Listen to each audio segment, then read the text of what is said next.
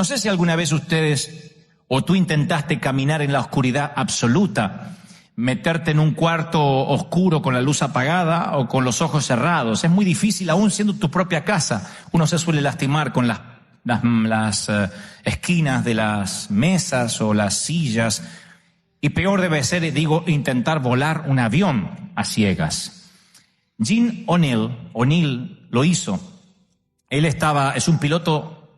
era un piloto de 65 años de edad, llevaba 40 minutos de vuelo desde que había salido de Escocia con rumbo a Inglaterra, cuando tuvo un derrame cerebral parcial y perdió su vista. Él lo relataría luego de esta forma, diría: al principio no podía leer bien los controles, los relojes, lo que tenía delante de mí, el tablero, pero luego se fue haciendo más borrosa la vista, más borrosa y más borrosa, hasta que la visión la perdí por completo y quedé completamente ciego. De allí es que se acuñó la famosa frase volar a ciegas, porque literalmente Gene O'Neill lo hizo, voló a ciegas con 65 años de edad. El derrame le impidió totalmente ver lo que estaba haciendo. Así que a tientas toma la radio y se comunica con la torre de control. No era un avión comercial, era una avioneta. Se comunica con la torre de control y dice: estoy ciego y creo que me voy a estrellar. De la torre le dicen: no se va a estrellar, mandaremos refuerzos. Así que sale de emergencia un teniente coronel de la Real Fuerza Aérea llamado Paul Gerard con un avión en su búsqueda. Paul Gerard se comunica con él a través de la radio y dice: nunca me pierda de sus oídos. El hombre dice, O'Neill dice: no puedo ver nada. Él dice: lo importante es que pueda oírme. Y entonces lo escolta, se le pone a la par y dice: yo lo voy a guiar hasta que pueda aterrizar. Lo escoltó hasta que pueda llevarlo a un sitio donde pueda aterrizar. Cuando intentaba el descenso le preguntaba: ¿puede usted ver algo? Y él decía: negativo, señor. ¿Está seguro que no puede ver nada? No, no puedo ver nada. Ahora intente otra vez, levante la nariz. Y él decía: estoy levantando la nariz lo más que puedo, todo de memoria, tratando de pilotear el avión. Él dice: baje la nariz ahora. Dice: no sé si lo estoy haciendo correctamente. ¿Lo estoy haciendo bien? Vamos a intentarlo otra vez. Así que volvía a preguntarle Paul Gerard, no pudiendo creer que estaba completamente ciego, el piloto al que estaba guiando. Le decía: ¿no puede divisar nada de la pista? No, señor, negativo. Así que el avión tocaba la pista y volvía a elevarse, tocaba la pista y volvía a elevarse 8 veces. En el 9º intento, finalmente, el piloto ciego de 65 años de edad hizo un aterrizaje que la Fuerza Aérea definió como un aterrizaje casi perfecto. Ahora, ¿te imaginas cómo se habrá sentido el piloto?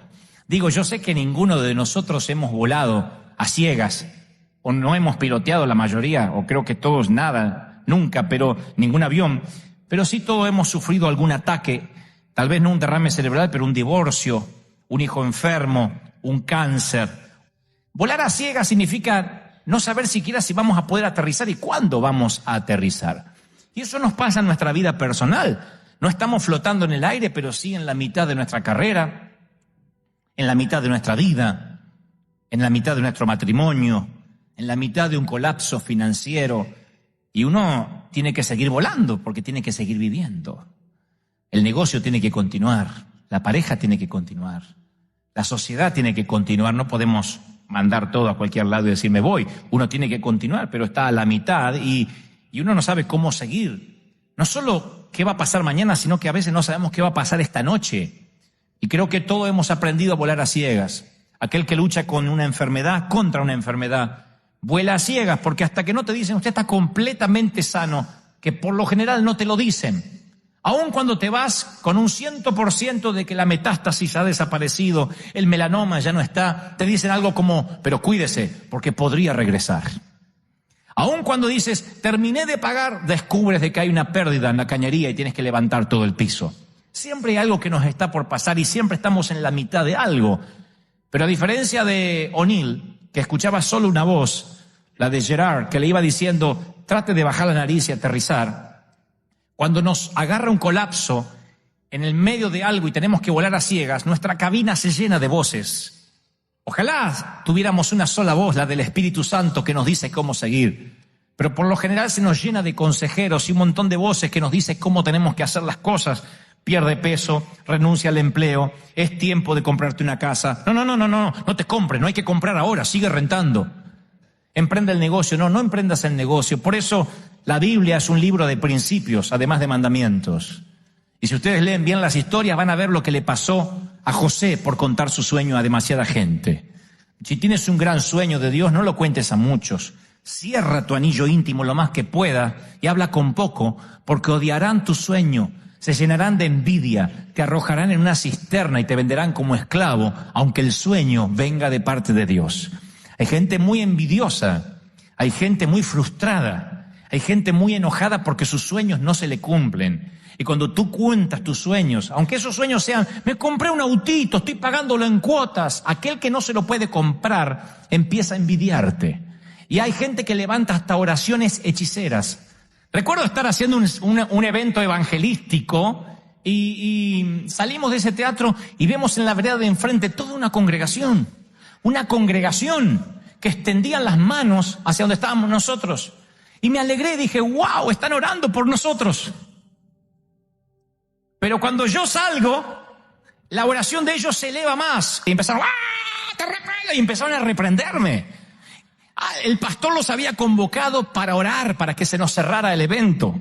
Yo digo, ¿cómo uno puede generar esas cosas cuando uno cuenta demasiado las cosas? Por eso hay sueños que conviene guardárselos en el corazón y no contarlos demasiado, puesto que puedes despertar la envidia de mucha gente y muchos te empiezan a aconsejar y proyectan su propia frustración. Tú dices que vas a emprender un negocio, como ellos no pudieron, te dicen, vas a fracasar, vas a quebrar. Yo emprendí, estoy pagando deudas hasta el día de hoy. Me lo han dicho pastores cuando llegué al sur de California. Aquí las iglesias no crecen, es lo peor. Las voces de gente frustrada o dolida o triste, que si uno las escucha en su cabina, no solo vuela ciegas, sino que nunca logra aterrizar. Porque, señoras y señores, volar a ciegas lo hemos hecho todos en alguna ocasión, pero el tema es si podremos lograr aterrizar, llegar a destino. Hace muchos años se empezaron a utilizar las palomas mensajeras como un medio de comunicación y podían recorrer en 2 horas la distancia que un barco tardaba 3 días. Y las palomas llevaban mensajes, ustedes lo han visto en algunas películas, algún documental, en sus patitas. Las tormentas nunca le hacen perder su rumbo, nunca se pierden, siempre regresan a su palomar. Hay aves, en el mundo animal hay aves más fuertes, hay aves más veloces, pero ninguna tiene las dotes de navegación de la paloma. Los científicos creen que tienen trazas de magnetita en sus picos y cerebros que interactúan con los campos magnéticos de la Tierra. Otros dicen que no, atribuyen la propiedad de orientación de estas aves a su sentido del oído. Piensan que las palomas captan frecuencias que otras aves no detectan. Lo que sí sabemos es que tienen un detector innato de su hogar. Y tú también tienes esa particularidad. Lo que Dios le dio a las palomas te lo dio a ti. No el cerebro de chorlito, lo que digo es que el sentido de orientación. Naciste con el deseo de un hogar celestial. Los animales no se hacen esas preguntas. El perro le ladra a la luna. Nosotros miramos la luna y nos hacemos preguntas de dónde venimos, por qué estamos acá, qué habrá en la luna y qué habrá en la otra parte del universo, por qué estamos en esta tierra. Nos hacemos preguntas sobre el dolor. Apenas tenemos conciencia nos preguntamos por qué la enfermedad, por qué el dolor, por qué la muerte. La palabra leucemia y niño no deberían estar en la misma oración. Y nos preguntamos por qué niños mueren siendo pequeñitos y parten de esta tierra. Nos parece una injusticia. Y nos hacemos preguntas acerca de la tumba. ¿Por qué es tan breve las fechas que aparecen entre el nacimiento y el día que tenemos que partir de aquí? La muerte nos llena de preguntas. Ahora, ¿de dónde vienen esas preguntas, esas inquietudes? ¿Quién sembró las ideas esas en nuestra cabeza? ¿Por qué no somos como los conejos que nos conformamos con comer zanahorias y copular? Los conejos se conforman con procrearse y comer zanahorias, nada más. Bueno, hay algunos hombres que son como los conejos, sí, claro. Alguna mujer dijo, es mi marido. Solo piensa en esas 2 cosas. Comer y igual que los conejos. ¿Quién sembró esas ideas en nuestra cabeza? Digo, las preguntas que no tienen respuesta. Y es que como las palomas, Dios nos dio un sentido del hogar. Algo nos dice, este no puede ser nuestro hogar. Porque la vida siempre es volar a ciegas. Piénsenlo. Razonemos juntos. La vida es volar a ciegas. Te casas y no sabes cómo va a funcionar tu matrimonio. Tienes hijos y no sabes si van a ser sanos. Una mamá que lo tiene en su vientre se hace un montón de preguntas durante 9 meses. Pero tengo una noticia, mamá embarazada. Las preguntas continuarán hasta que tu hijo tenga 50. Te preguntará si te volverá a visitar, si vendrá para el Día de la Madre, si recordará la fecha, si será un agradecido, si será educado, con quién se va a casar y si los nietos serán tan feos como tu nuera. Te lo vas a preguntar.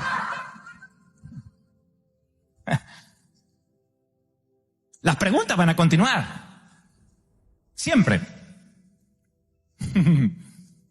Porque volamos a ciegas.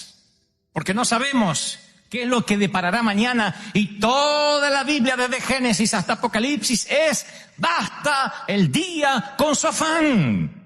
El maná no se puede guardar, es por día. Y a nosotros eso nos preocupa porque tenemos la sensación que el volar a ciegas algún día va a terminar. Y sí va a terminar, pero no en esta tierra. No vamos a aterrizar aquí. El Señor habló claramente acerca de un fugitivo, de alguien que volaba a ciegas, un fugitivo pródigo. Él habló de alguien que se quedó sin hogar. No nos dio su nombre, solo su clase social. Nos dijo, era muy rico. Era alguien que seguramente su compañía figuraba en el listado de la revista Forbes. Nadaba en riqueza, tenía un yate, tenía una casa de fin de semana, varios autos, acciones en la bolsa en Wall Street. Un día pidió comprar todas sus acciones y marcharse en su Mercedes a la gran metrópolis. Y como no estaba acostumbrado al negocio de la familia y como era un muchacho muy joven, despilfarró toda la fortuna que se llevó y terminó con los cerdos en una porqueriza. Y allí, oliendo mal, y en el medio de la porqueriza, extraña los pijamas tibios, la cama caliente, el rostro de su padre, la mesa rodeada de risas. Y entonces se para lleno de barro y toma una decisión, una gran decisión. Pide un préstamo al banco y alfombra la porqueriza. Coloca un LED, una pantalla de 42 pulgadas en uno de los postes del chiquero. Da vuelta al tacho donde está la comida de los puercos y lo hace parecer una lámpara. Lo limpia un poco y pone allí una lámpara. La alfombra tapa bastante el barro, así que pone una lámpara colgada de allí, de donde es el sitio donde por lo general están regando la tierra. Ahora sí parece un hogar. Le pone una cinta rosa a una de las puerquitas y le dice querida. Le pone un arete a uno de los cerditos y le dice hijo. Y ahora sí dice, este es mi hogar. Bueno, la historia de Jesús no dice que el hombre hizo eso. ¿Pero no es acaso lo que hacemos nosotros? Un día nos parece que este no es nuestro hogar y lo hacemos parecer un hogar. Y nos empecinamos en que parezca un hogar. Y luchamos por la casa de los sueños y por el sueño americano. Y si tengo ese auto me voy a sentir en un hogar. Si tengo mi casa propia me voy a sentir en un hogar. Si logro trajes de marca o ropa cara me voy a sentir en el hogar. Y lo único que hacemos es alfombrar, poner una carpeta sobre el barro y las moscas regresan. Y el olor no se va. Y un día escuchamos de un accidente, escuchamos de una tragedia, nos sacuden los terremotos, la gente se muere, nos despiden del empleo y el olor sigue siendo nauseabundo. Y entonces nos dimos cuenta que no podemos transformar esta porqueriza en un hogar. Y hay que volver a la historia original de Jesús. Hay que ver al muchacho cuando se pone de pie y dice Lucas 15:18, tengo que volver a mi padre. Tengo que volver a mi padre. No intenta mejorar, reformar, hermosear, hacer un trabajo de estética a la porqueriza. Dice, tengo que volver a mi padre. Oigan esto, iglesia de Dios. Pueblo del Señor, oigan lo que les diré de parte del Señor. Tengo que volver a mi padre. No es una frase, es un estilo de vida. Tú puedes vivir yendo o volar regresando. Tú puedes volar yendo o estar volando, pero siempre pensando en que estás regresando. Lo diré otra vez hasta que nos quede en el corazón. Tengo que volver a mi padre, es un estilo de vida. Desde la cuna a la tumba siempre tienes que estar volviendo a la casa de tu padre. Es una forma de vivir, es un estilo de vida. Cuando en mi cabeza entendí que la vida es muy corta, tal como la conocemos, y que hay que agregarle eternidad a la ecuación para que tenga sentido. Cuando me di cuenta que si no creo en la eternidad y en el cielo no volveré a ver a mi mamá, ni a mi papá, ni a mis dos hermanos, cuando entiendo que a Daniel y a Diego los veré en poco tiempo, es porque comprendo de que vamos a casa. Si saco ese hogar eterno de mi mente y creo que esto nada más es la vida, lo único que estoy haciendo es poniendo una manta sobre el barro, tratando de que huela bien una porqueriza que nunca va a oler bien. ¿Estoy siendo claro, sí o no? El vivir regresando significa que tarde o temprano vamos a volver a casa. Tengo que volver al Padre. Eso te cambia la perspectiva de lo que es volar a ciegas. Vuelas a ciegas, pero no importa, sabes que vas a aterrizar. Imagina que subes al avión y por lo general en los aviones siempre dan anuncio. Damas y caballeros, este vuelo es el destino final. Imagina que dijeran, este vuelo es el destino final, nunca vamos a aterrizar. Así que familiarícense con su avión. Este avión será su hogar para siempre. Los pasajeros nos amotinaríamos. Trataríamos de entrar a la cabina de mando y haríamos aterrizar ese avión en alguna parte, donde sea, en una isla, pero aterricen. No voy a vivir en un avión.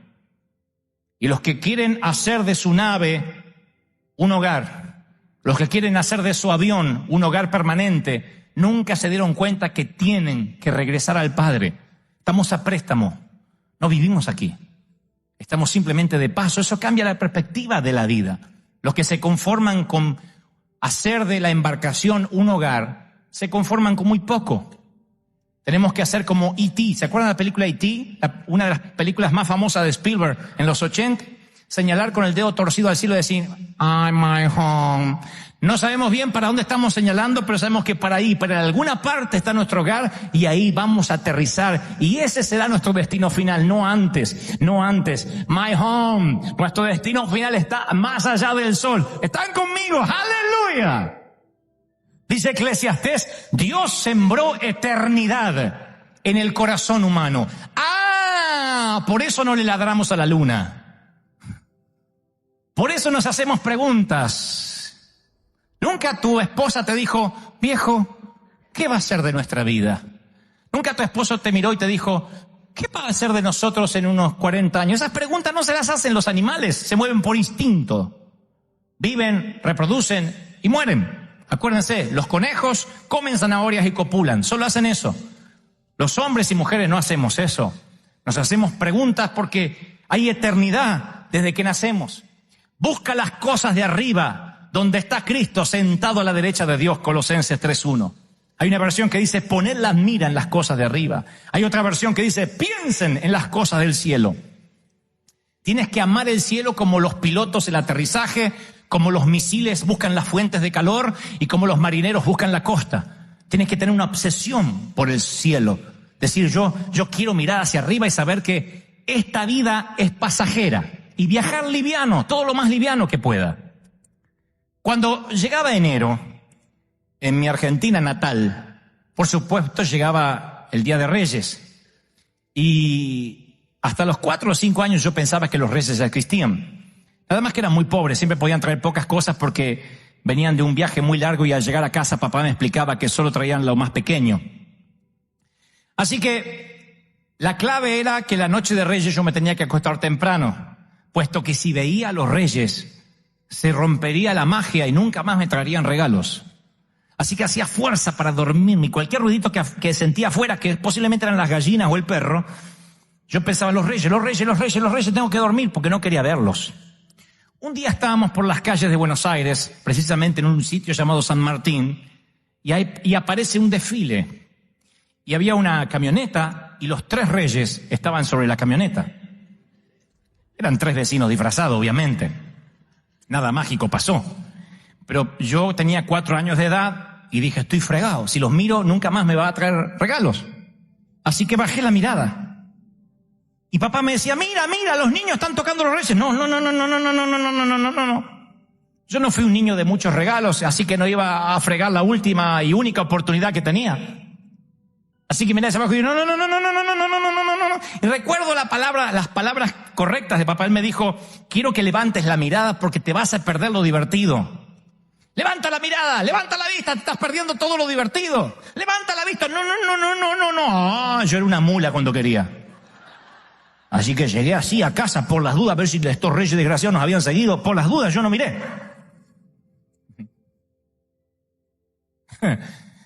Tal vez mi padre olvidó el incidente y tuve que hacer fuerza para recordarlo. Pero no olvidaré nunca las palabras de mi papá. Mira para arriba que te estás perdiendo lo divertido. Iglesia, mira para arriba. Todos los días mira para arriba porque te estás perdiendo de otro modo lo divertido. Lo divertido no es aquí abajo, lo divertido siempre está en las cosas de arriba. Mira para arriba, levanta la vista. Levanta la vista. Porque te vas a perder lo divertido y la fiesta. ¡Aleluya! Porque si limitas tu historia entre la cuna y la tumba, prepárate para un final muy triste. Fuiste hecho para más que eso. Hace 500 años los marineros tenían temor del horizonte. Hace 500 años pensaban que si seguían navegando hacia la costa iban a caer en ese precipicio llamado horizonte. Tenían temor a monstruos marinos, a lo desconocido. Y esa es la advertencia que aparece en el estrecho de Gibraltar. Los españoles levantaron un gran monumento con una inscripción en latín que dice Ne plus ultra. Significa no se puede ir más allá. Ne plus ultra. Pero cuando Colón hizo su viaje en 1492 y descubrió un nuevo mundo, cambió todo. Y los españoles lo tuvieron que reconocer hasta el día de hoy. Cuando llegan a Madrid y piden la moneda española o la peseta, dice allí, o los euros, dicen plus ultra, que significa más allá. Alguien rompió la barrera. Y alguien dijo, sí, hay algo más allá, hay que levantar la mirada. Así que toma un cincel y borra el no en tu futuro. No digas todo se va a terminar acá. Jesús pasó por esta tierra dejándonos en claro que estábamos siendo peregrinos. Los locos siempre producen locos, ¿sabían? Saddam Hussein y Bin Laden produjeron asesinos. Los Beatles produjeron hippies. Los locos producen locos. Y Jesús produjo gente que viajaba liviano, los discípulos. No estaban preocupados por comprarse una casa, por tener una embarcación mejor, ni tener un gran negocio. Quienes caminaron con Jesús se terminaron pareciendo mucho a Él. Solo querían predicar el evangelio diciendo poner la mirada en las cosas de arriba. Poner la vista en las cosas de arriba. Levanta la vista porque te perderás lo divertido. Y entre medio de azotes y siendo perseguidos o encarcelados, ellos levantaban la mirada como Pablo y decía, yo aún no he terminado. Y cuando dijo he terminado la carrera, he guardado la fe, era porque estaba a metros, a millas de aterrizar. Nunca estaremos solos en este viaje. Es cierto, no se puede ver la pista de aterrizaje todavía, pero tenemos lo mismo que tuvo Jean O'Neill. Tenemos una voz, un teniente coronel de la Real Fuerza Aérea que nos guía a nuestro hogar y nunca nos deja de transmitir. La cadena BBC de Londres transmitió al mundo los minutos finales de este vuelo, que si viene ahora Michael Akin y me ayuda a traducírselos, les voy a mostrar lo que la cadena de noticias le mostró a todo el mundo vía satélite. Y fueron los minutos finales del vuelo donde Jean O'Neill, ciego, con 65 años de edad, está tratando de aterrizar y Gerard, con una voz calma, porque si en ese momento le dice, aterriza, aterriza, aterriza, lo vuelve loco al otro.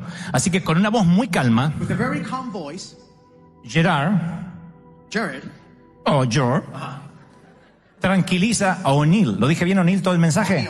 perfecto. Tranquiliza a O'Neill Tries to give O'Neill peace, y logra aterrizar su avión. and he helps him land his plane. Así que, señor director, So, Mr. Director, quiero que vean lo que ocurría y I cómo want you to see what's happening. BBC de Londres How in BBC of ponía este diálogo en pantalla. Adelante. was putting this before the screen. And as if you were in the final turn to the circuit. Como estuvieras en la última vuelta del circuito. Sigue bajando. Step to right hand turn, Gentilmente, sigue bajando. turning right, Sigue doblando a la derecha. Doblando a la derecha. Siga doblando a la derecha. A la derecha, hasta el fondo. turn left, Doblando derecha. turn right. Roll out there. Sigue doblando Roll out ahora a la left. izquierda. Come left, come left, De la palanca hacia la izquierda. coming left, Sigue doblando a la izquierda. coming left, harder, Más fuerte.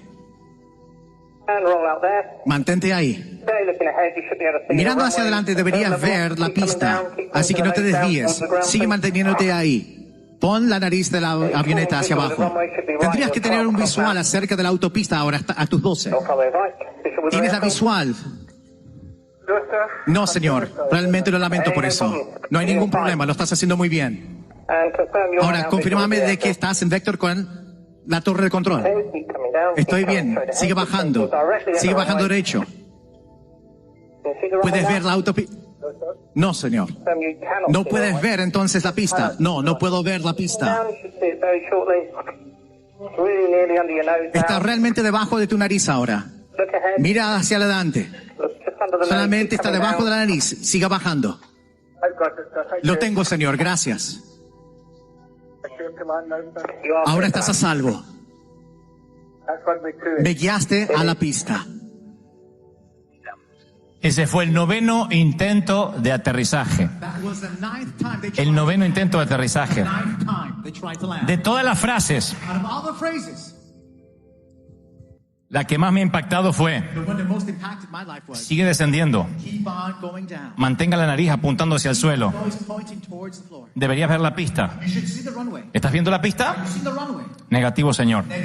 Lo siento, no la veo. No hay problema, lo estás haciendo bien. Solo confírmame que estás en el campo de aviación. Sigue descendiendo. Apunta la nariz hacia abajo. ¿Ves la pista ahora? ¿Han escuchado esa pregunta del Señor? ¿Ves la pista ahora? No, Señor. No la puedo ver. Tranquilo, vas a llegar. Negativo, Señor, no puedo ver la pista. Bueno, entonces la pista está debajo de tu nariz ahora. Sigue descendiendo. Sigue descendiendo. Y me gusta la frase cuando le dice: has aterrizado. Ahora estás a salvo. Gracias, Señor. Usted me ha conducido hasta la pista. Gracias, Señor. Me ha conducido hasta la pista. ¡Wow! Cuando finalmente el milagro de comprar este edificio se dio, la mayoría conoce la historia, quizás otros no. Teníamos alguien que era una suerte de cosigner que nos salía de garante, y él se hizo para atrás a último momento y nos quedamos sin red. Teníamos que dejar este lugar, y esa noche el Espíritu Santo intranquiliza de manera tal al gerente general del banco que nos llama y nos dice: el Espíritu Santo no me dejó dormir. Esto fue 12 horas después de habernos dicho: olvídense, están fuera de la arena, no tienen historia crediticia. Pero el Espíritu Santo siempre actúa de manera misteriosa, de manera que nosotros no imaginamos. Y esa noche lo intranquiliza, se despierta por la mañana y nos llama y dice: el harina es de ustedes, nadie más puede utilizar ese lugar que no sean ustedes. Así que queremos vendérselo. Hay una serie de trámites para hacer, pero vamos a vendérselo. Entonces, empezaban a ver que teníamos, no teníamos nada. Y tienen a alguien que puede poner un terreno, no, nada, no tenemos nada. Solamente la fe de que vamos a pagar y vamos a honrar siempre nuestra deuda hasta que esto esté completamente pago. Pero los gerentes del banco, esto es lo que voy, empiezan a investigar, ya hace 3 años atrás, empiezan a investigar nuestra iglesia y dicen: hemos descubierto que este hombre, por mí, está todos los domingos. Y nosotros lo decimos casi como algo maravilloso. Sí, le digo yo no falto nunca. Dentro de lo posible. Si no estoy un domingo, que me busquen en terapia intensiva. Pero si no estoy, salvo una cosa de fuerza muy mayor, no he faltado. Y entonces dice: bueno, pero para el banco eso no es bueno, porque significa que si se muere el pastor, nos van a dejar de pagar. ¿Y eso qué significa? Y que tenemos que hacerle un seguro de vida a este hombre. ¿Qué es un seguro de vida? Bueno, te ponen un valor, y el valor que te asignan tiene que ver con la vida que estás teniendo. Entonces preguntan: ¿este hombre viaja mucho? Sí, viajo mucho. Y queremos saber si viaja a países de alto riesgo. De México para abajo, todos son alto riesgo. Claro, si yo le digo: mire, voy mucho a Suiza, de Suiza hago a veces paradas en España, de tanto en tanto voy a Alemania, bueno, no hay ese problema. Pero cuando yo dije voy a México, Caracas, Ciudad DF, Buenos Aires, dijeron: hay que asegurarlo porque este vive con una pistola en la cabeza. Cuando a mí me quieren asegurar y me preguntan a qué países de riesgo voy, a mí se me abre un nuevo panorama, porque para mí México no es un país de riesgo, ni Buenos Aires no es una ciudad de riesgo, porque yo nací ahí. Y aunque está compleja la cosa, en toda América Latina, uno caminaría por Venezuela, por Guatemala, por El Salvador, porque de alguna manera huele a nosotros, a nuestro territorio. Y hasta uno conoce la cara de asaltante cuando alguien se te va acercando, ¿no? para sobrevivir en América Latina no te acerques a asaltantes ni a políticos y entonces vas a sobrevivir. Pero entonces se me abre un panorama. ¿Qué son países de alto riesgo? Y me pongo a investigar. Y como tenemos a mano la red y el Google, pongo países de alto riesgo y me aparecen, o ciudades de alto riesgo, me aparecen países o ciudades o naciones que están en litigio. El Líbano, Beirut, Irak. Y dice, para adquirir o para solicitar visas para estos sitios, deben llenar una forma. Y hay una de las formas, si por ejemplo quieres ir a Beirut o a Irak, hay formas que dicen prueba de vida. Tienes que redactar tu prueba de vida. Yo digo, ¿qué es prueba de vida? Y dice, preguntas que podrían hacerte si te toman como rehén. Son preguntas cuyas respuestas conozcas íntimamente tú y tus seres más queridos. Son las pruebas de tu vida. No puede ser una contraseña. Esto no es la contraseña ni el password del teléfono. Son cosas que si te tienen capturado tu familia para saber que estás vivo, tu familia tiene que reconocer esos tips en ti. Por ejemplo, llama al captor y dice, tengo a su marido. Bueno, deme una prueba de vida. Y tu marido te dice, me encanta bailar bajo la lluvia en calzones. Es mi marido. Entonces tú pones ahí, me encanta bailar bajo la lluvia en calzones. Eso es confidencial. Eso se cruza con el FBI aquí en los Estados Unidos, se cruza con las autoridades de cada nación y en el caso de que los captores te tomen como rehén, piden la prueba de vida. Y hasta que no dice, le gusta bailar en calzones bajo la lluvia, no pagan el rescate, ¿no es cierto? Ahora, ¿cuál sería la prueba de vida que pondrías en esa forma para saber que realmente se trata de ti? Que los demás sepamos, sí, es él. No vale mal aliento, olor a pies, esas cosas. Tiene que ser actitudes tuyas que solo los que estamos muy cercanos sepamos de ti o tus seres queridos. Esa es la prueba de vida. Y luego dice la forma, algo maravilloso, dice, a una advertencia, asegúrense de poner respuestas que recordarán estando bajo presión. Y asegúrense que esas respuestas también la conozcan los seres queridos, porque hay muchos casos de gente que ha sido capturada y da una prueba de vida que la mujer no tiene la menor idea que está hablando del marido. ¿Cuál es la prueba de vida de que mi marido es él? Dice que él es un hombre amable, que huele bien y que nunca ronca. Mátenlo, no es él.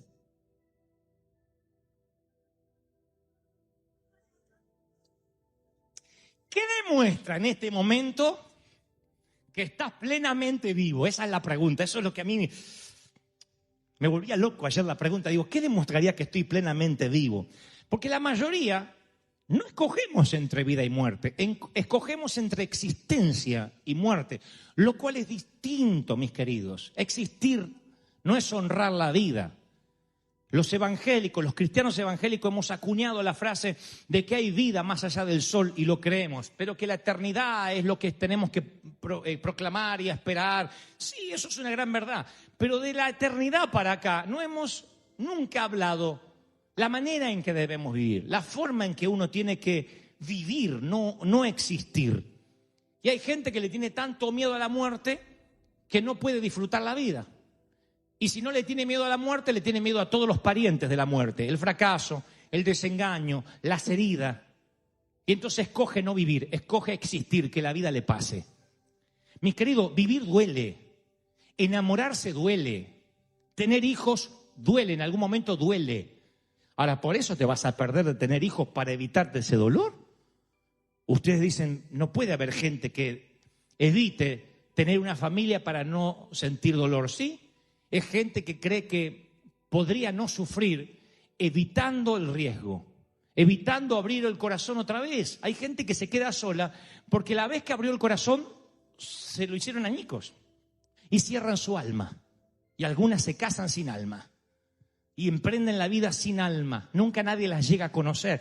Son tan introspectivas, tan metidas en sí mismas, que no pueden vivir, se olvidan de vivir, no ríen, no lloran. Y la vida es llorar, la vida es enojarse a veces, la vida es levantar la voz, la vida es airarse en momentos con lo que tienes que airarte, la vida es matarte de risa hasta que te duele la panza, la vida es vivirla plenamente Porque si tienes miedo a que te va a doler cada cosa que emprendas, no vas a emprender nada. Estudiar duele, trabajar duele, tener hijos duele, hacerlo es maravilloso.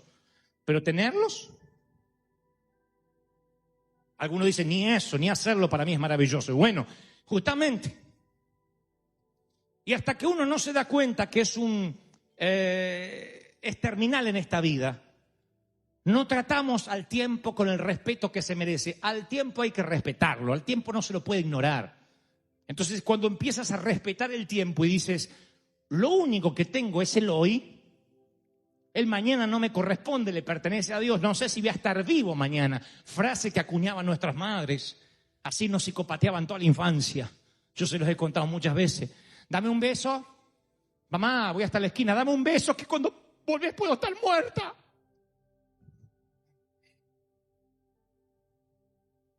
Hace falta estar al borde de una situación extrema para respetar el tiempo, para entender que a veces no hay alternativa. La Biblia narra el incidente de una ciudad que es cercada por otro ejército. No había nada que comer, se acabaron las provisiones, se comieron los animales, lo que había. Llegó a ser tan sórdida la cosa que cometían o empezaron a considerar el canibalismo.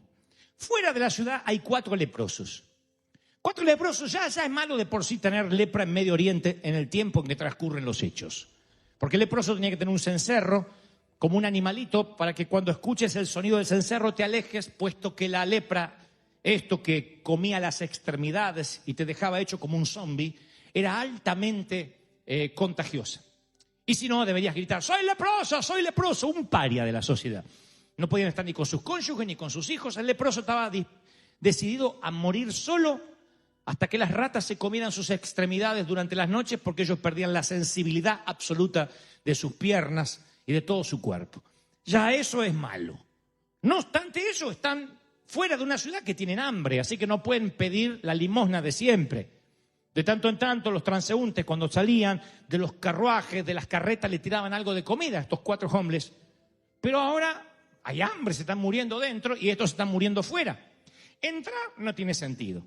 Caminar hacia adelante, están los enemigos rodeando la ciudad. Entonces, los 4 leprosos llegan a una conclusión. Todavía tienen agudeza mental para llegar a la siguiente conclusión. Se dijeron el uno al otro, ¿qué ganamos quedándonos sentados aquí esperando la muerte? No ganamos nada. Y si entramos a la ciudad nos morimos de hambre, como todos los demás. Pero si nos quedamos aquí, también nos va a suceder lo mismo. Así que, muchachos, ¿por qué no vamos al campamento de los sirios, que eran los enemigos, para rendirnos? Si nos perdonan la vida, nos dan de comer, viviremos.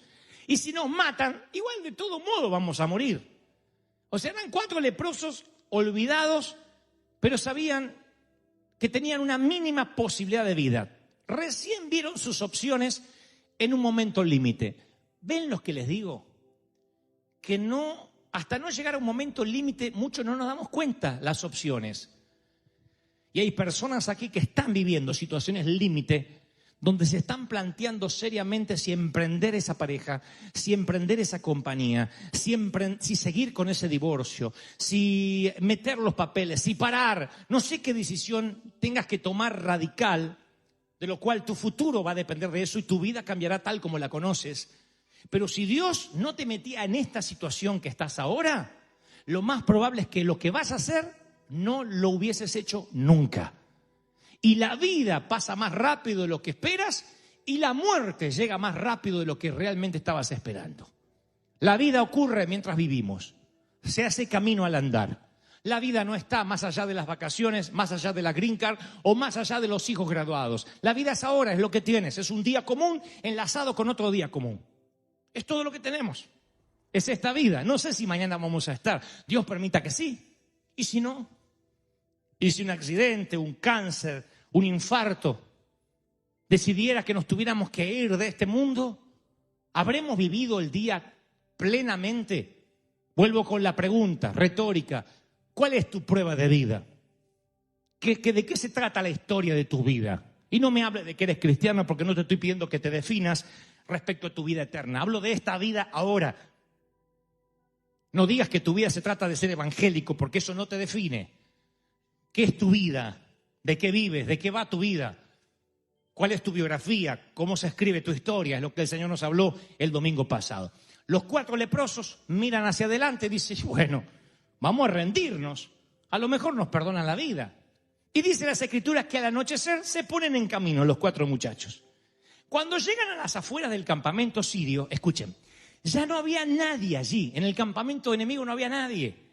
Era que el Señor había confundido a los sirios, haciéndoles oír, en lugar de los pasos de los leprosos, ruido de carros de combate y caballería, como si estos 4 muchachos, fueran un gran ejército. Entonces se dijeron unos a otros, seguro que el rey de Israel contrató a los reyes para atacarnos. Entonces emprendieron la fuga al anochecer, estábamos hablando de los enemigos, y abandonaron caballos, asnos, tienda, arepa, burrito mexicano, asado, chorizo, molleja, todo. Para escapar y salvarse. Mira el hambre que tiene que gritar molleja. Cuando los leprosos llegaron a las afueras del campamento, entraron a la tienda de campaña. Y entonces empezaron a comer, empezaron a beber tequila, porque había un mexicano ahí que los abandonó. Y se llevaron plata, oro y ropa y fueron a esconderlo todo. Increíble. Esto habla de que cuando tú emprendes el camino hacia la abundancia, Dios hará que los enemigos sepan lo que tienen que hacer.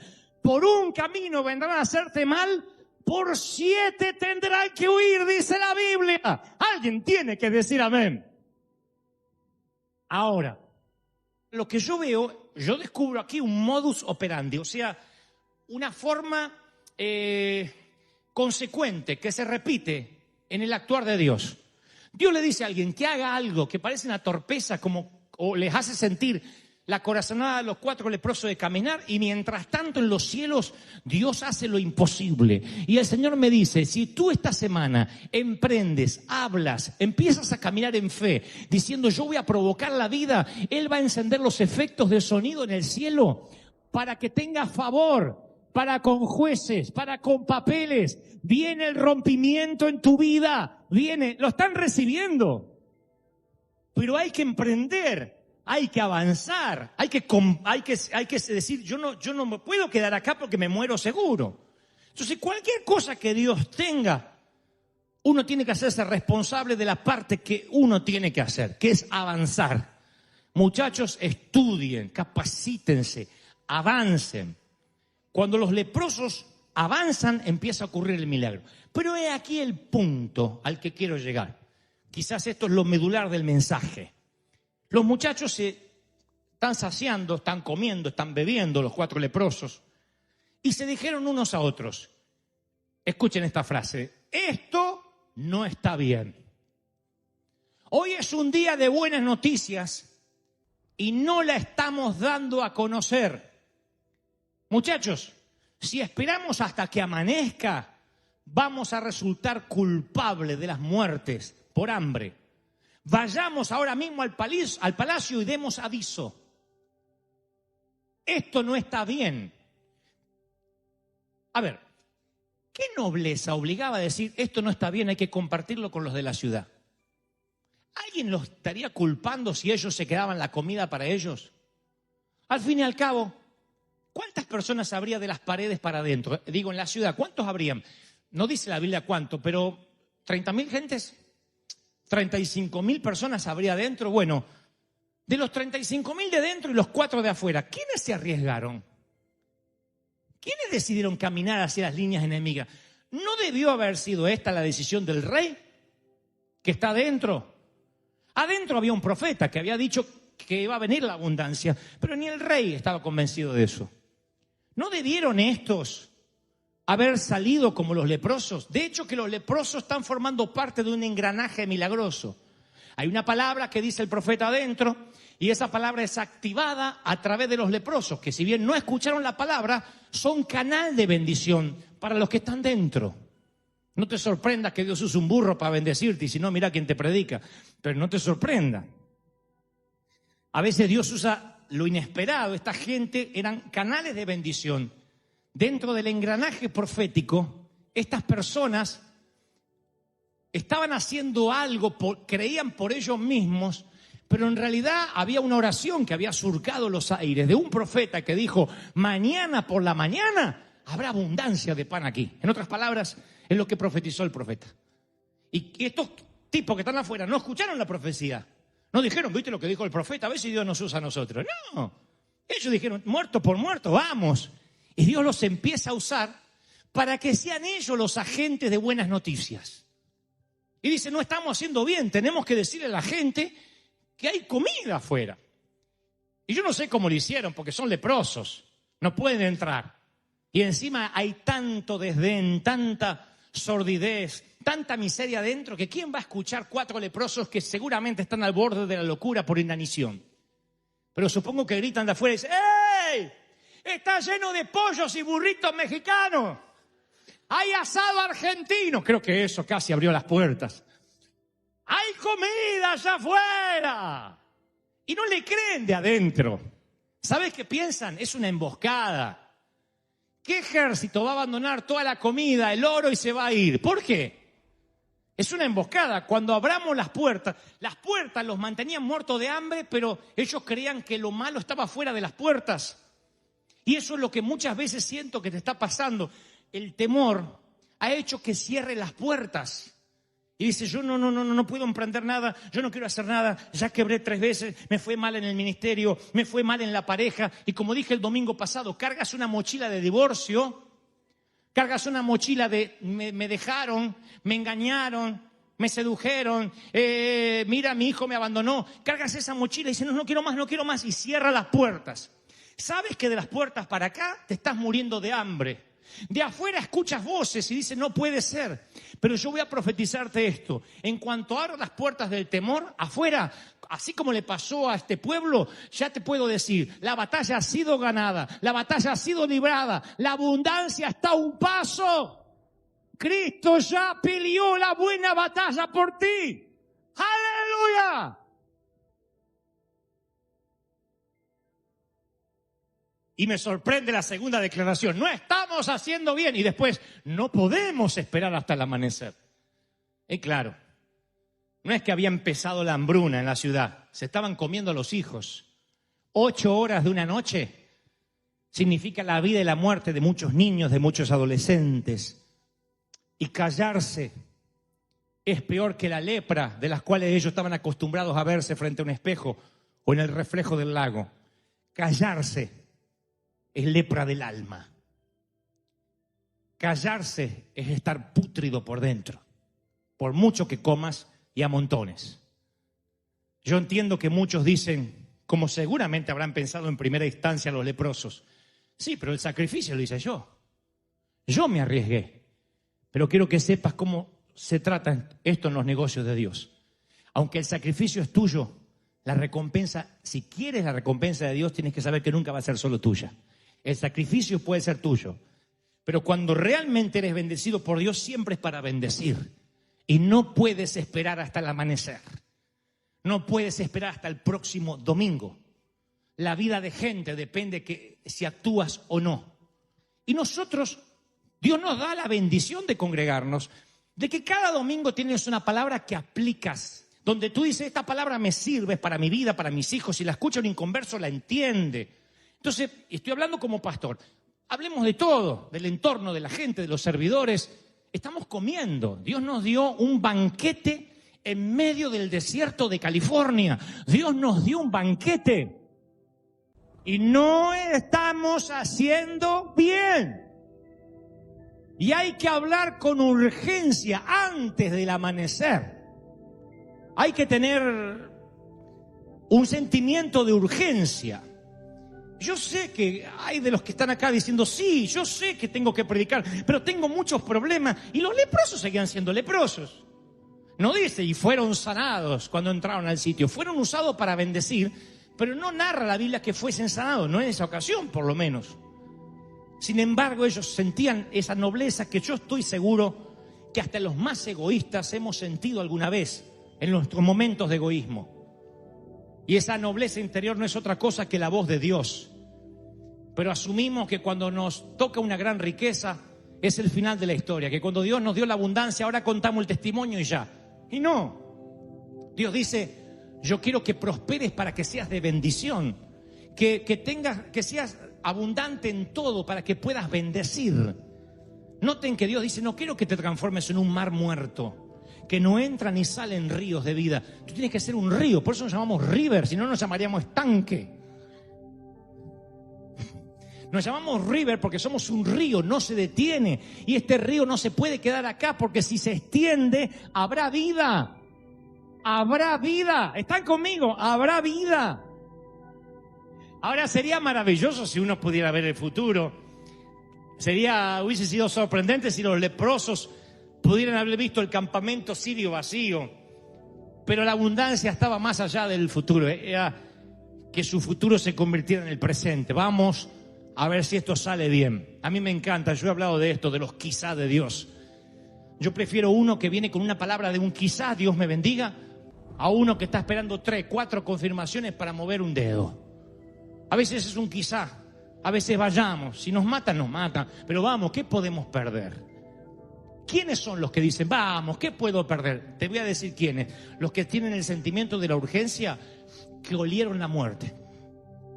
Hablen con una señora que tuvo cáncer de senos, que les tuvieron que extirpar sus pechos. Hablen con alguien que tuvo un hijo con leucemia y el hijo salió, o no salió, partió a la eternidad. Ese hombre y esa mujer no vuelven a hacer nunca más pierden tiempo por boberías, nunca más se enojan por babosadas, nunca más se enredan en estupideces así. Te das cuenta que es una persona que le cayó un balde de madurez. Ese balde de madurez se llama una sola cosa: prioridad y respeto por el tiempo. Empiezan a pensar el cariño que no le dieron al niño, el tiempo que no fueron a un parque, las veces que no tenían dinero pero podían comer una hamburguesa casera en la plaza. Empiezan a pensar el tiempo que podían haber invertido y que lo perdieron mirando Netflix. ¿Cuándo se dan cuenta de eso? Cuando un día les llega un diagnóstico médico en la mano. Pregunta, ¿de verdad que necesitamos eso para valorar la vida? Los leprosos dijeron, tenemos que dar una prueba de vida. Tenemos que decirle a la gente que fuimos al campamento de los sirios y estamos vivos. Y dieron una prueba de vida. Eso es mejor que decir, bailo en calzones bajo la lluvia. Eso es mejor. Que la prueba de vida sea, estoy vivo y de donde yo vengo hay más comida. De donde yo vengo, si me comiera todo y estuviese así, aún así tengo comida para dar. De donde yo vengo, no te cobran por la comida. Hay comida en la calle Broadway. Yo quiero que la peleemos, que digamos, vamos a hablar de la comida que hay acá. No sabemos cuánto tiempo nos va a dar comida. Yo creo que en abundancia, que nunca va a cesar mientras que haya tinajas vacías. El aceite nunca va a faltar. Pero por Dios, en cuanto las tinajas se queden llenitas, acá adentro se termina el aceite. Y lo que es peor, el aceite se pone rancio, como tantas iglesias que vimos morir. No quiero que eso pase en la arena. No estamos haciendo bien a salir a predicar, a salir a hablar, a decir, Cristo está vivo. Si crees que Dios habló, vamos, celebra. Dale un aplauso al Rey. Si te vas a poner de pie, dale un aplauso al Rey de Reyes. La Biblia narra justamente en el libro de Ruth, capítulo 1, el versículo 1 dice: aconteció en los días que gobernaban los jueces que hubo mucho hambre en la tierra. Y un varón de Belén de Judá fue a morar a los campos de Moab, él y su mujer y 2 hijos suyos. El nombre de ese varón era Elimelec y el de su mujer Noemí.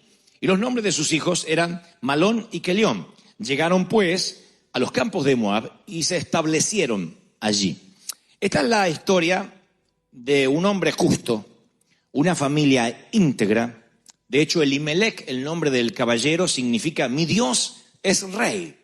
No narra la Biblia que esta sea una familia que estuviese haciendo las cosas mal. Son gente de bien, vecinos que uno quisiera tener al otro lado de la cerca. Esa gente que uno dice, me encanta la familia, presumo que si contemporizamos la historia, tienen un automóvil familiar, todos van a la iglesia cada domingo, no faltan en Easter, mucho menos en Christmas, en Navidad, tienen 2 hijos, es una familia tipo, modelo, 2 hijos muchachos, varones, juegan al fútbol, sanos. El papá no es un gran religioso, pero cree en el Señor. Es un hombre que lee la Biblia, un hombre de bien. no ha estafado a nadie jamás. Su esposa es una dama también de bien, se casó virgen con él es su primer novio. Presumo esto, digo, llenando los espacios libres que la historia me permite. Pero de pronto empieza a ocurrir algo que no estaba en los planes de la familia. Llega hambruna donde ellos viven. Ellos dependen del cultivo, dependen de la tierra, de la ganadería. Y llega el hambre a la tierra por alguna razón. La Biblia no da mucha luz. Yo percibo que quizás sea por esto que les conté, que los enemigos venían, atacaban, les robaban las provisiones. No sabemos por qué, pero llega el hambre donde ellos están.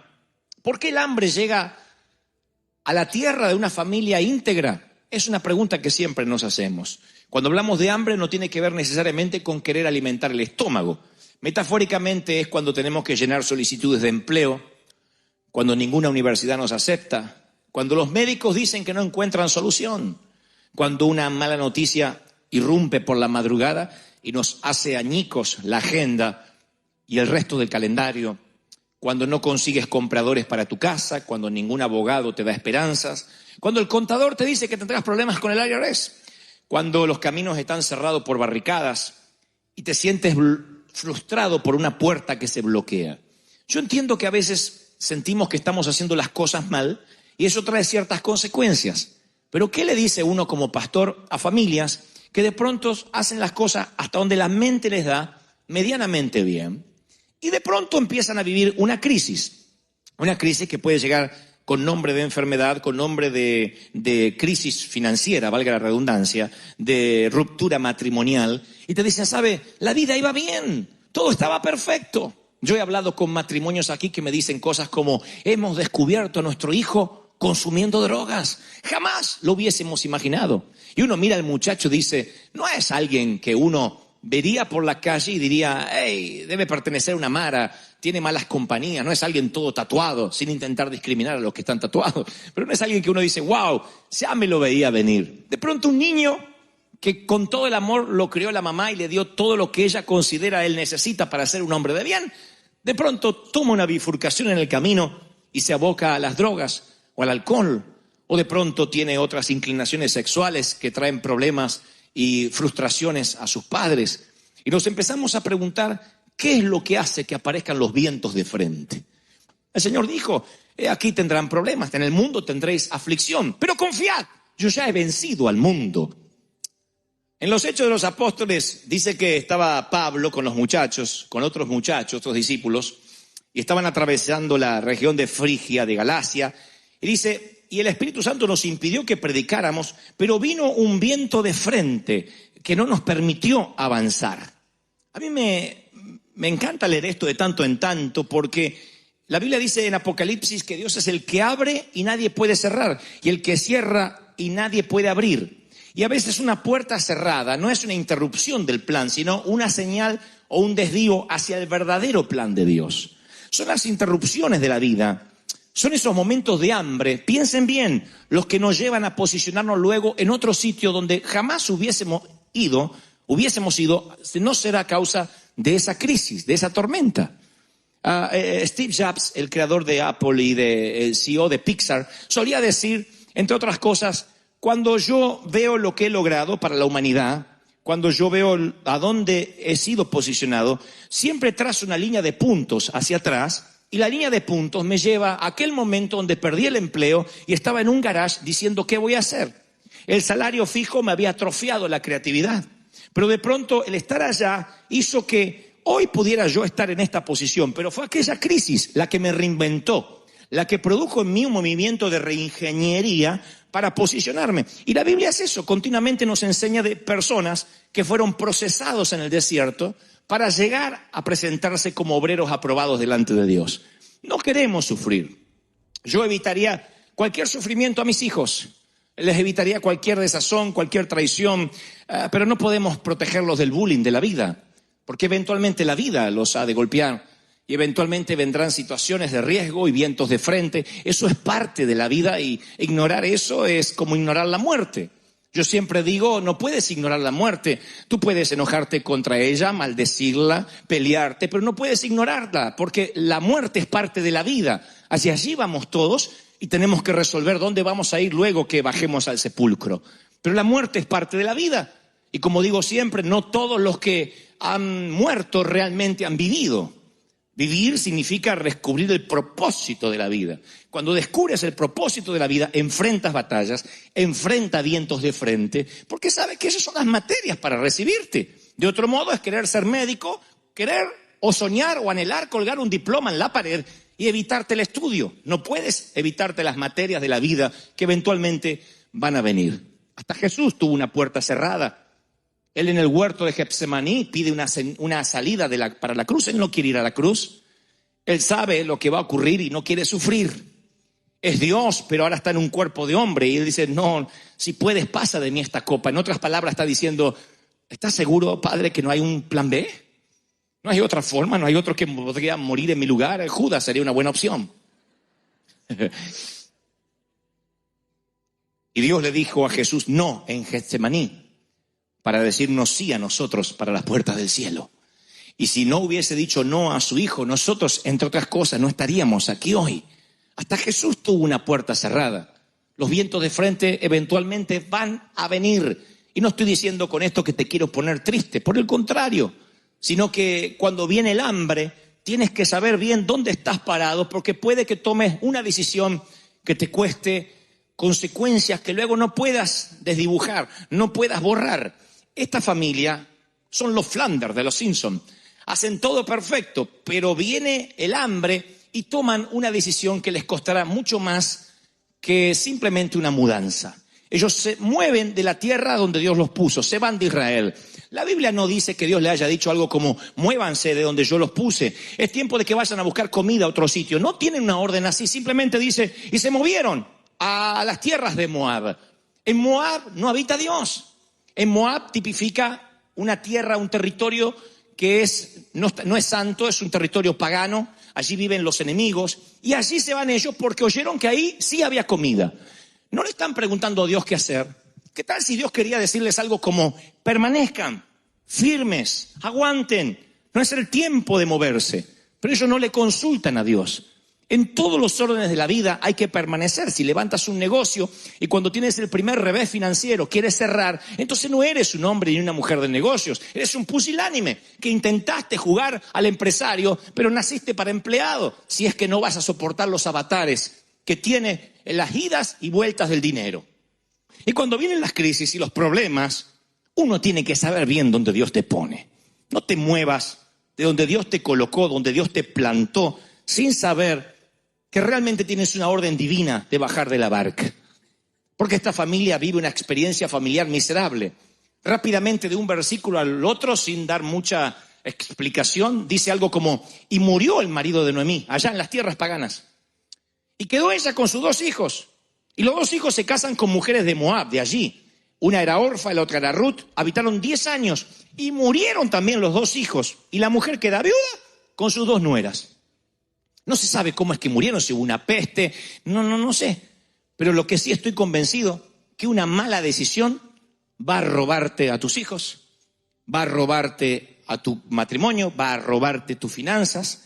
Una mala decisión, un enroque mal en el tablero, es lo que nos quita de la voluntad de Dios. No hay nada mejor que estar en el centro de la voluntad de Dios. ¿Se acuerdan eso? Es lo más seguro del mundo. Ahora, ¿qué pasa si te mueves? No le preguntas a Dios. Y te mueves de país solamente porque allí te dijeron que va a haber empleo. Tú dices, ok, yo debo velar por mi familia, sí, pero le preguntaste a Dios, ¿te da paz? ¿Cuánta gente en el proceso de construir una casa pierde el hogar?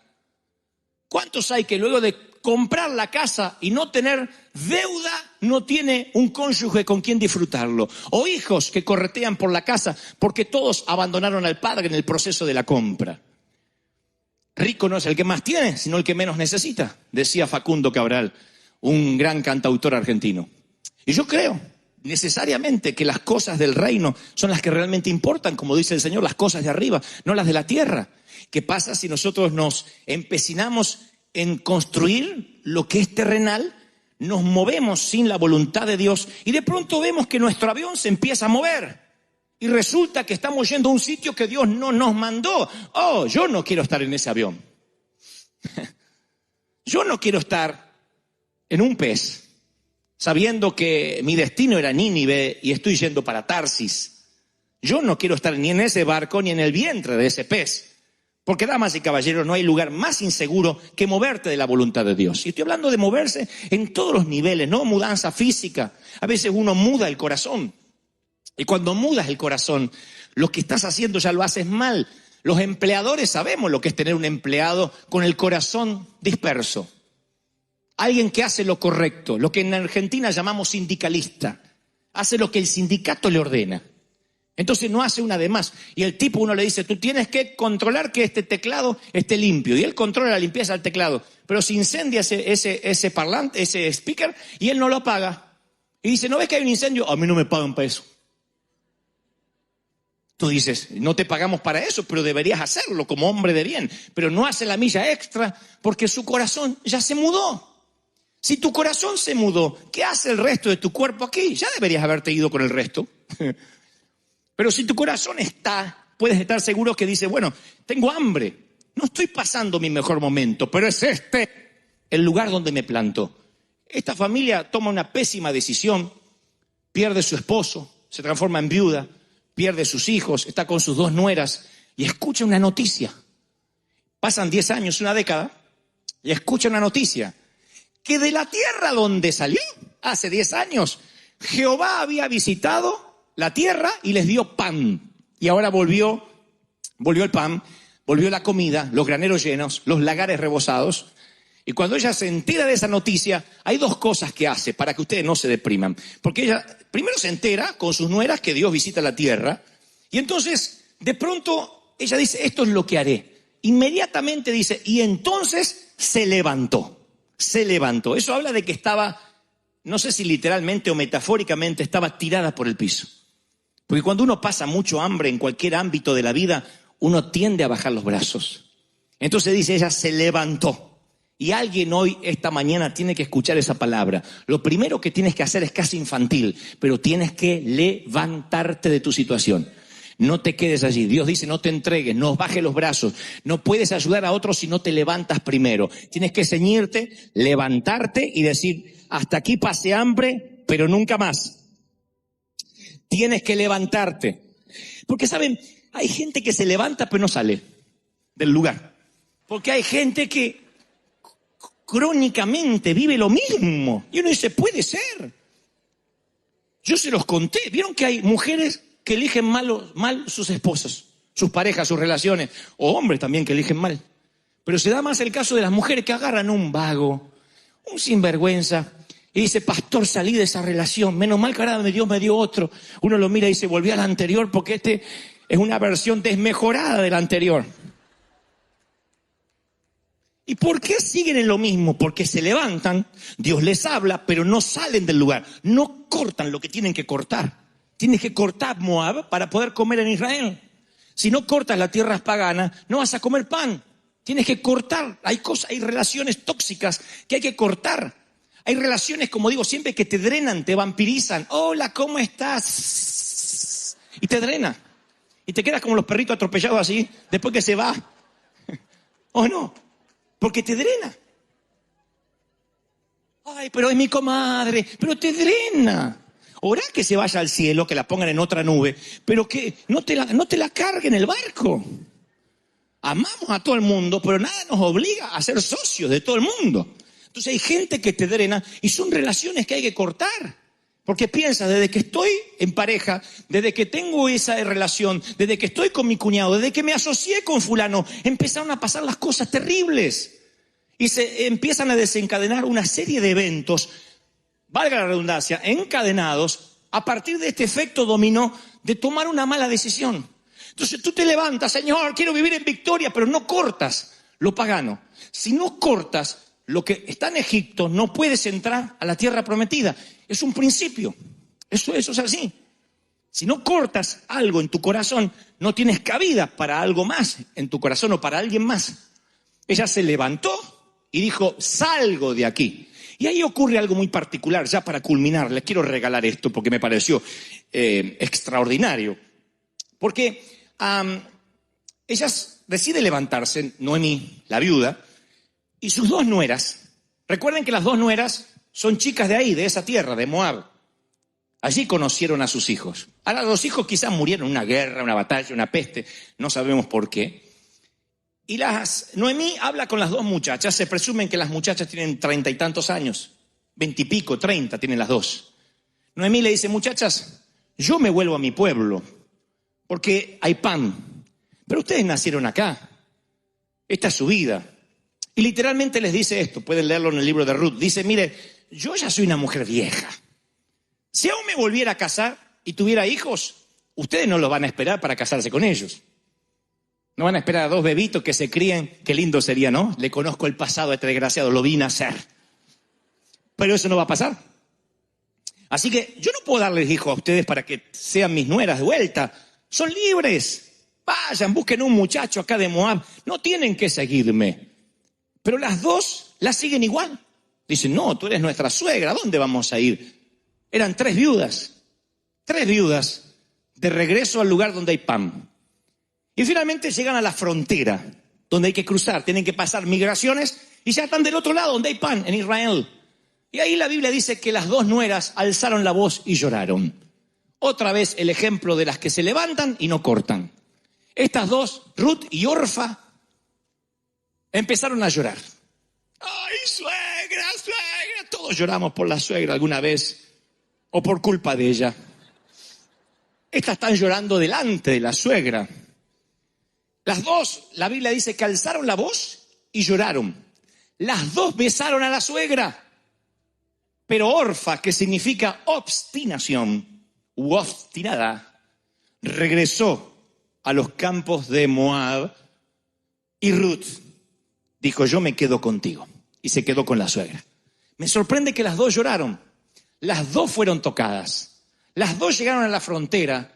A una le faltó algo para pasar del otro lado. Otra sí siguió con su suegra.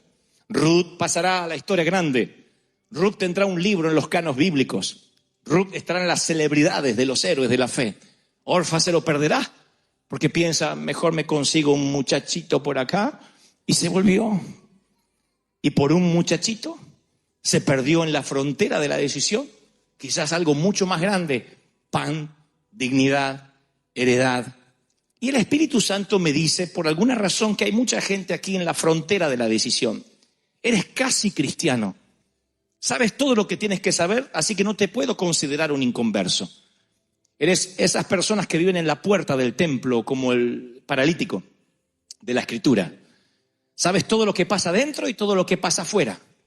El problema es que sabes demasiado como para que yo te considere o el Señor un inconverso. Pero no sabes lo suficiente como para ser un cristiano. De tanto en tanto haces una promesa, vienes, haces un par de oraciones, eres un hombre o una mujer buena, pero no alcanza. Estás en la frontera de la decisión, lloras como todo el mundo, pero a la hora de la hora tú te regresas para atrás. Y siempre que te quedes en ese sitio donde debes cortar, vivirás bajo maldición porque tienes la oportunidad de acercarte a Dios. Esas oportunidades no llegan siempre. Dios dice, este es el momento de tomar una decisión. Si la dejas pasar, entonces quizás no haya otro día como hoy. Una oportunidad de cruzar la frontera, de buscar pan. No hay datos de lo que pasó con Orfa. Orfa desaparece de la Biblia. La Biblia no pierde tiempo con gente que no toma decisiones. Díganme ustedes si recuerdan el nombre del joven rico que se perdió a seguir a Jesús porque no pudo vaciar sus cuentas bancarias. Díganme el nombre. Puede ser que nadie haya registrado el nombre, no hay escribas, no hay discípulos, no podían haber anotado su nombre, debió haber tenido un nombre, un apellido. La Biblia consideró que no es importante registrar el nombre de alguien que se pierde ver al maestro caminar sobre las aguas o resucitar a Lázaro por ser tan miserable que lo único que tiene en el banco es dinero.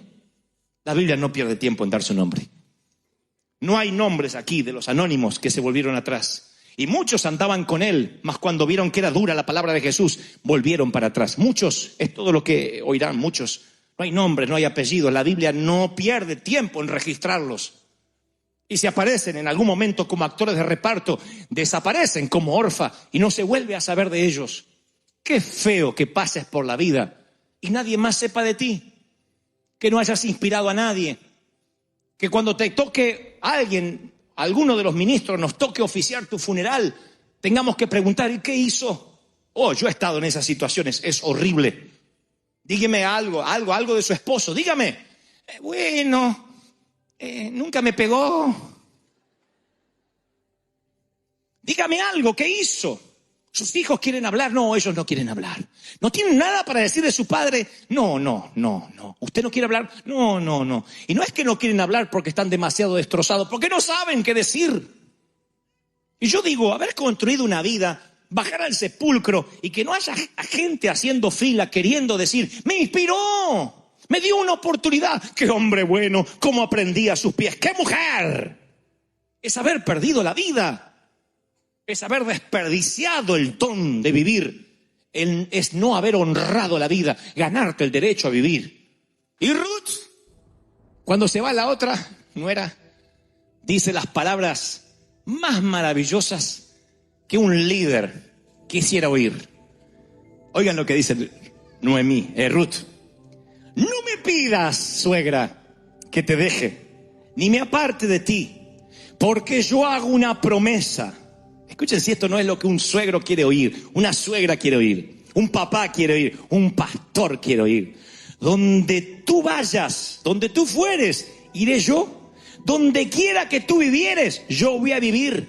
Y escúchame, tu pueblo será mi pueblo, tu Dios será mi Dios. Donde tú mueras, yo moriré. Nada nos separará, ni siquiera la sepultura. ¡Wow! ¡Aleluya! ¿Cuántos dicen, yo voy a plantarme donde Dios me ponga y tu Dios será mi Dios hasta el último de mis días? ¿Cuántos dicen cuántos hacen ese compromiso de fe? ¡Aleluya! ¡Ja! ¡Qué lindo! Y ahí Ruth entra a la historia grande. Y después, claro, después hay una larga, long history. ¿History long?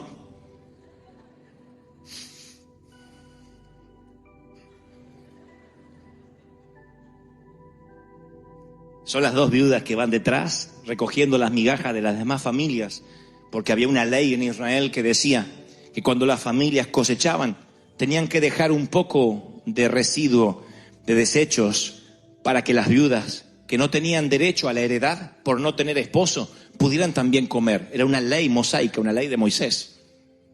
Entonces las familias no podían cegar a fondo, tenían que dejar caer semillas. Podían recoger el 90%, el 98% de la cosecha. Un 2% tenía que quedar las gavillas en el piso. Y con la vergüenza de la tarde, cuando el día ya estaba en cierne, venían las viudas y nadie les decía qué están haciendo. Y recogían las migajas de lo que pudo haber sido una heredad completa. Saben que como pastor también me he encontrado con gente así. Hoy pudieron ser otra cosa de lo que son. Y sin embargo se conforman con migajas. Debe ser triste, ¿no? Digo, debe ser triste llegar a los 40, a los 50, a los 60 y ver que ya no puedes volver para atrás. Ver que no puedes cambiar la vida. Que lo que está escrito está con tinta, que no lo puedes borrar. Y entonces dice, Señor, ¿y qué me queda? Migajas. Pero también debe ser fascinante que Dios te hable como hoy. Y que diga, estás a tiempo. Levántate, sal del sitio donde estás y regresa a casa. ¿Quién sabe si te pasa lo de Ruth? ¿Qué tal si alguien se enamora de ti? ¿Qué tal si luego, pudiendo vivir el resto de tu vida con migajas, tienes la heredad completa? Esa podría ser un buen final para ti también.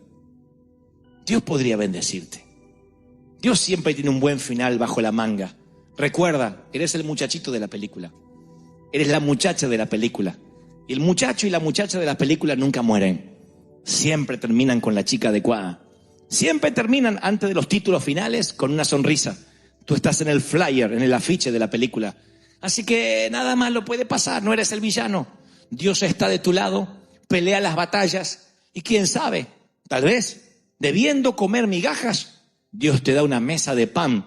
Porque sus misericordias son nuevas cada mañana y te dice, bienvenido hijo pródigo a casa. Bienvenido a casa. Vamos a dar un aplauso al Señor de señores, decirle, Señor, gracias porque siempre hace las cosas nuevas. Vamos, ese aplauso tiene que ser grandioso al Rey de Reyes, al Señor de señores.